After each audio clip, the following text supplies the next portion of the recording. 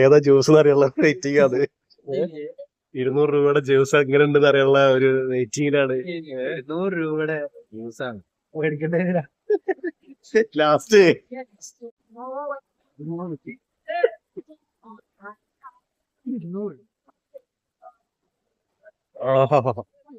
കടല് പേരെന്തായിരുന്നു?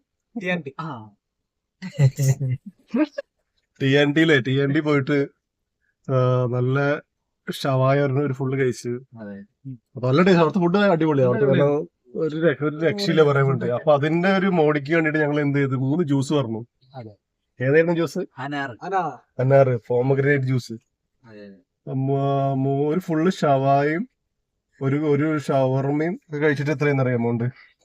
അതൊക്കെ എല്ലാം കഴിച്ചിട്ട്, അതായത് ഒരു ഷവർമ റോള് 135, പിന്നെ ഒരു ക്വാർട്ടർ, ഏതാ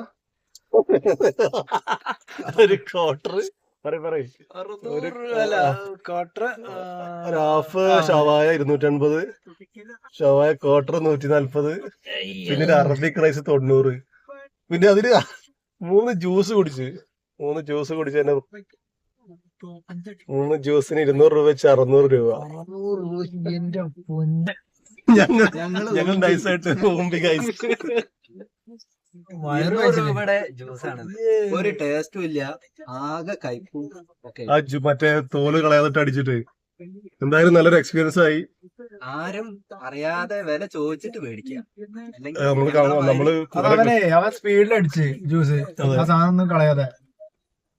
നമ്മുടെ സ്ഥാപനത്തിന് കുറ്റം പറയാൻ പാടില്ല, കാരണം മേലത്തെ തൊലി ഉണ്ടല്ലോ, അത് വിത്ത് അതും കൂടിയിട്ട് അടിച്ചു.